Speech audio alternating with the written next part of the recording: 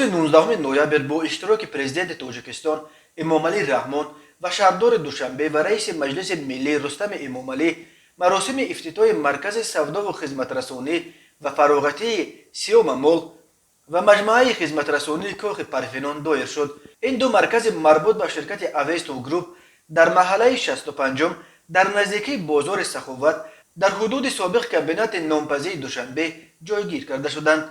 سیوم مول از 3 آشیانه عبارت بوده میدان عمومی آن زیاده از 3.5 هکتار را در بر میگیرد و بنای انشاءات در مساحت 24,000 متر مربع ساخته شده است. در بنای سیوم مول 86 نقطه سودای تجارت، خدمت رسانی، تالار و مغازه و مرکزهای دلخوشی و فراغتی فعالیت میکنند. گفته شد که در این فروشگاه نو تقریبا 700 نفر با جای کار تامین میشوند. ساختمان سیوم مول سال 2019 آغاز یافته آن عملا بزرگترین فروشگاه زمانوی در دوشنبه و تاجیکستان به شمار می رود.